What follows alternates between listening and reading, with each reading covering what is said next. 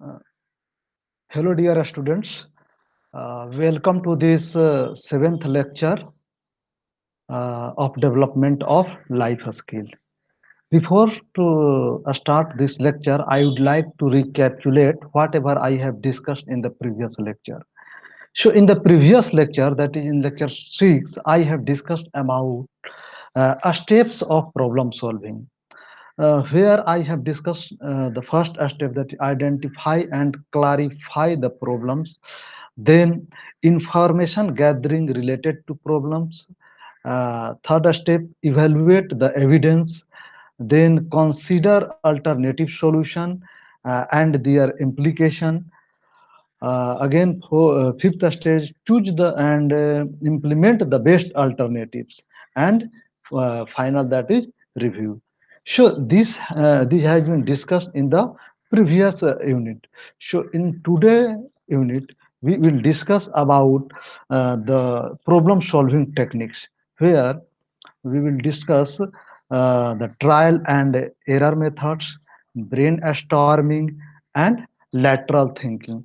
So let us start with trial and that is a trial and error method. So I am sharing my screen for your convenience.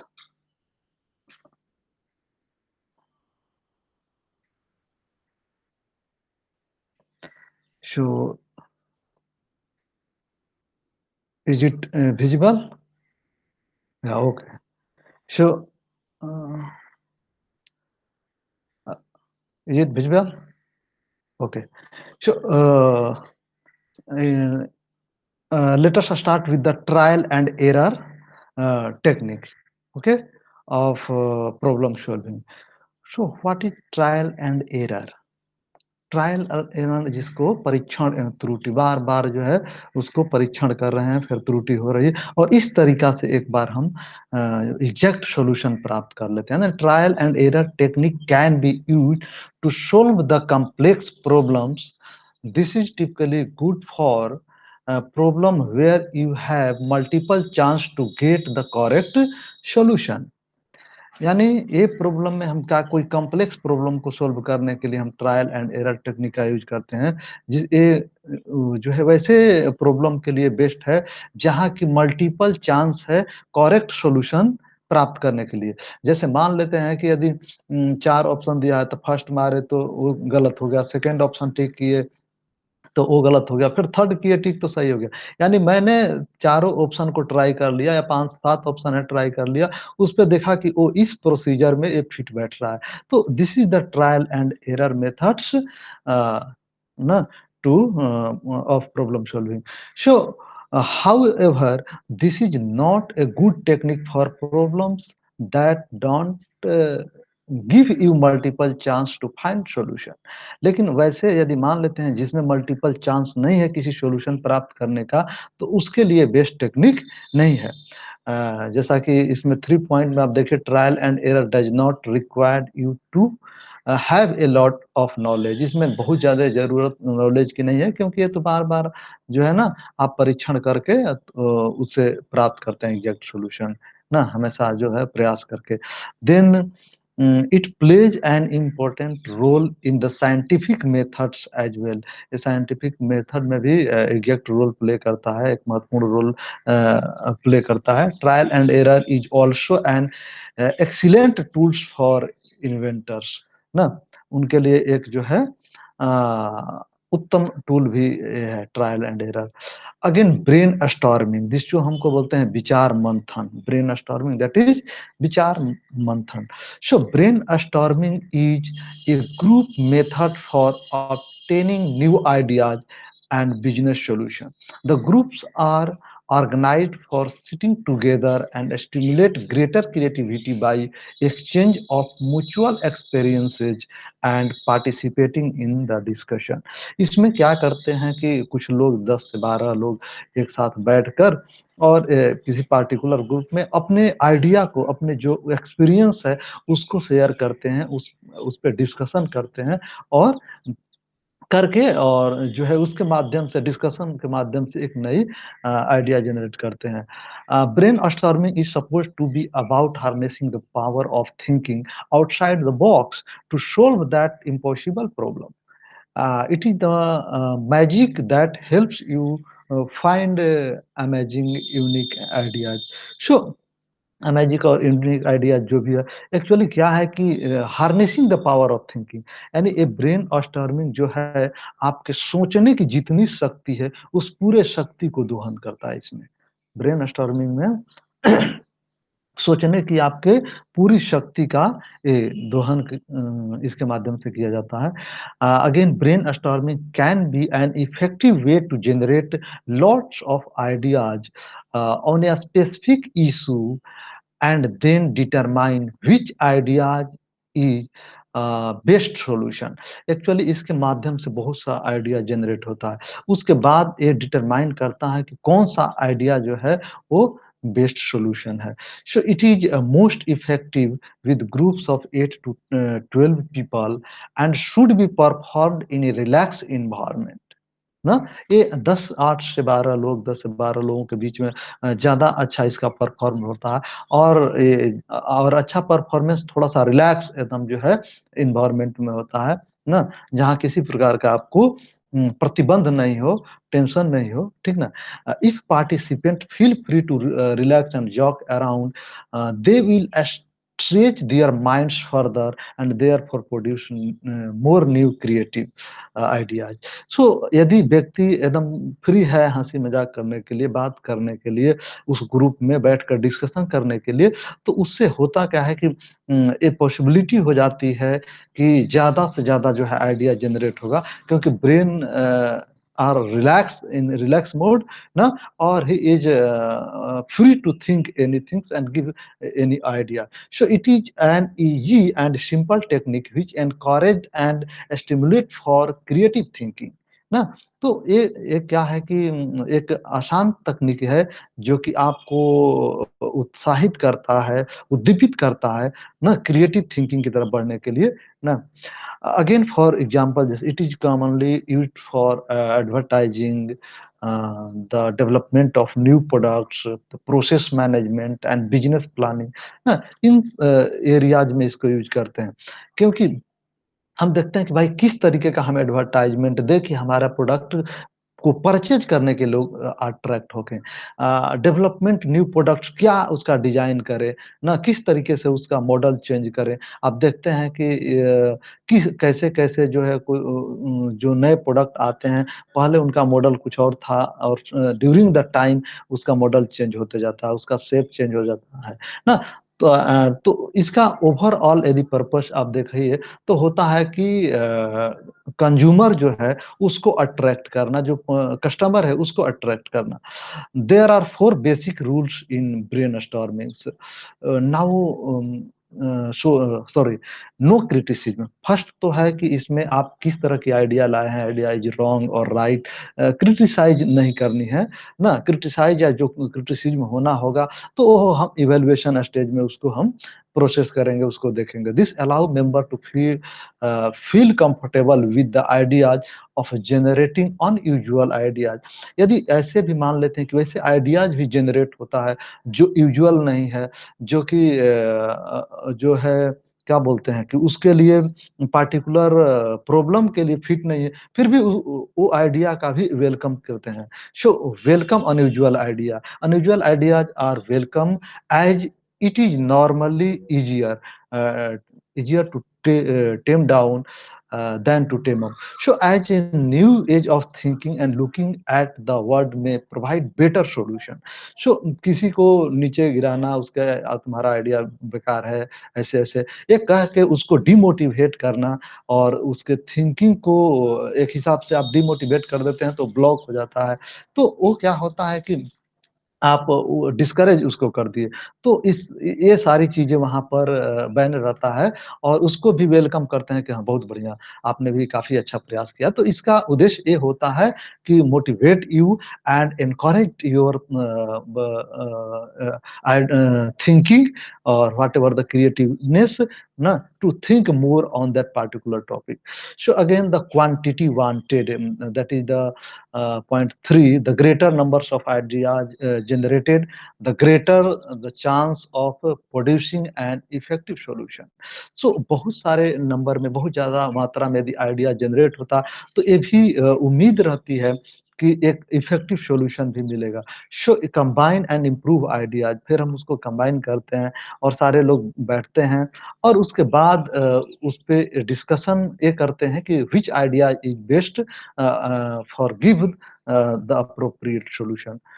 So again, the steps involving in brainstorming are: a group's members are presented with a problem and all its detail. जो group का member है वो अपने problem के साथ वो present होते हैं, प्रॉब्लम के साथ वहाँ मौजूद होते हैं ना, और members are encourage to come up with many solution as possible. जितना भी संभव हो उतना सॉल्यूशन आप उसको फाइंड कीजिए ना, उस पे कोई रिस्ट्रिक्शन नहीं है। Putting aside all personal judgement and evaluation ना, आप जो भी आपका पर्सनल जजमेंट इवैल्यूएशन उसको साइड में रखिए और जितने भी पॉसिबल सॉल्यूशन है उस सॉल्यूशन को आप देने की कोशिश कीजिए। All ideas are recorded, so the whole group can see them ना, सारे जो आइडिया जनरेट होती है उस ग्रुप में उसको रिकॉर्ड किया जाता है, उसको नोट डाउन की जाती है, लिस्टेड की जाती है। फिर अगेन सारे ग्रुप उस आइडिया को देखेंगे और then evaluate at another session, और उसके बाद वो जितने भी आइडियाज हैं उनको दूसरे सेशन में इवेलुएट करेंगे और सेलेक्ट ऐसे आइडियाज को करेंगे विच वाज बेटर और which is better for give the solution of that particular existing problem. So in the third point, lateral thinking. Lateral thinking is the mental process of generating ideas and solving problems by looking at a situation or problem from a unique perspectives. It is ability to think creatively, यानी lateral thinking is a mental process, यह एक मानसिक प्रक्रिया है जिसमें कि ideas generate होता है और solving problem by looking at A situation और प्रॉब्लम फ्रॉम यूनिक पर्सपेक्टिव। ये थोड़ा सा एक भिन्न, एक जो है यूनिक पॉइंट ऑफ व्यू से देखते हैं। It is ability to creativity, creatively thinking या थिंक क्रिएटिवली कह सकते हैं जो है कि ये सोचने की एक योग्यता है lateral thinking. It involves breaking away from traditional mode of thinking and discarding established pattern and preconceived notions। यानी जो इसका है कि जो पहले से कोई एग्जिस्टिंग सोच है ना, या कुछ ये हमारा ट्रेडिशनल जो पैटर्न है, पूर्वाग्रही विचार है, उसको साइड हटते हुए ट्रेडिशनल तरीके से इसके इसमें जो है कि हम सोचकर और आइडिया जनरेट के करने की कोशिश करते हैं। सॉरी, ट्रेडिशनल मोड को हटाते हुए जो है इनोवेटिव तरीके से इसमें आइडिया जनरेट करते हैं ना। इसीलिए तो बोला traditional mode of thinking and जिसका जो भी है और जो एग्जिस्टिंग पैटर्न है या प्रीकॉन्सीव्ड नोशंस है ना, पूर्वाग्रही विचार है कोई माइंड में ना कि ऐसा होता है, तो उसको हटाकर हम ये करते हैं, थिंकिंग करते हैं। Again this technique provides deliberate systematic process that result in innovative thinking. ये एक जो है कि डिलिबरेट पूरे व्यापक तौर पे देखा जाए तो एक सिस्टमैटिक प्रोसेस जो है जिसमें कि इनोवेटिव थिंकिंग आती है हमारे ब्रेन में, मतलब एक नवाचार की सोच आता है किस तरीके से हम नवाचार करें ना, इनोवेशन करें। सो to understand lateral thinking, it is necessary to compare what is lateral thinking and critical thinking. So critical thinking is primarily concerned with judging the true value of a statement and seeking error। यानी उसमें true value क्या है statement का और error क्या है उसको जज करना। Then lateral thinking is more concerned with movement value of a statement and ideas. So ये स्टेटमेंट या आइडिया के मूवमेंट वैल्यू से है कंसर्न्ड है, जबकि जो हमारा जो क्रिटिकल थिंकिंग है वो स्टेटमेंट का ट्रू वैल्यू क्या है, उसका एरर क्या है, उसको भी देखने पर उसको भी सर्च आउट करने का कोशिश करता है। So a person can lateral thinking to move from one known idea to create new idea, यानी एक व्यक्ति जो है कि यूज करता है lateral thinking, uses lateral thinking, और वो एक कोशिश करता है कि कोई नॉन आइडिया है जो कि उसके बारे में जानता है, उससे अननोन की तरफ बढ़ता है ना, और कोई नया इनोवेटिव आइडिया जनरेट की कोशिश करता है। तो इस तरह से ये तीन जो है कि brain storming, trial and error, then lateral thinking, these three are the problem solving techniques. But some other techniques to generate new ideas in the problem solving are as follow. जैसे फोकस ग्रुप, जिसमें कोई group particular point पर focus करके विचार करने के लिए आता है, और उस पे हम आइडिया को, एक नई आइडिया उभर कर सामने आती है, रिसर्च में यूज होता है। तो ये जो टेक्निक दिया गया है जितना, इसको हम ऐसे 5th सेमेस्टर के एंटरप्रेन्योरशिप डेवलपमेंट में पढ़ाते हैं। हालाँकि आपको सिर्फ नाम के लिए यहाँ मैंने दे दिया हूँ। So focus group, mind mapping, जिसमें कि माइंड मैपिंग के तहत आपको एक जो है ना माइंड मैप क्रिएट किया जाता है, और उसके बिहाइंड क्या कंसेप्ट है वो आपको ताकि वो जनरेट हो, माइंड में आए कि what are the concept behind. Then synectics, story boarding, role playing, attribute listing, यहाँ भी एट्रीब्यूट का मतलब विशेषता से है। इन इस के आधार पे हम, ये सारी चीजें हैं जिसका हम डिस्कशन अगर 5th सेमेस्टर में करेंगे ना। सो यहाँ आपके सिलेबस के according three problem solving techniques ही डिस्कस करना है, तो कर दिया। और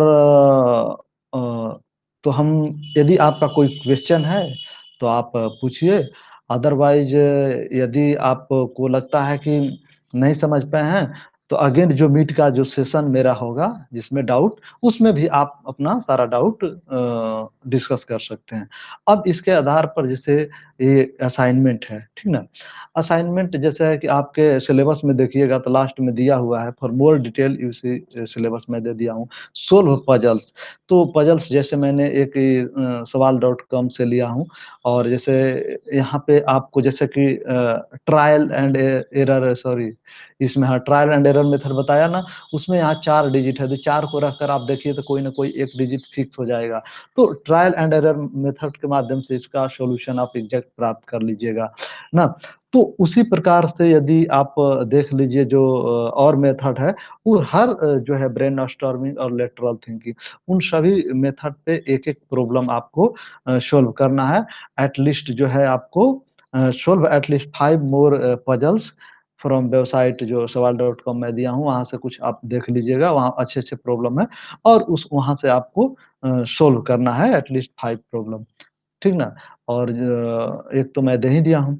फिर जो फोर्थ आपका असाइनमेंट का पार्ट है, for a group of 5 to 10 students and does a work for social cause, that is tree plantation, blood donation, environment protection, campus awareness, camps awareness, like importance of cleanliness in slum area, social activities like giving clothes to poor.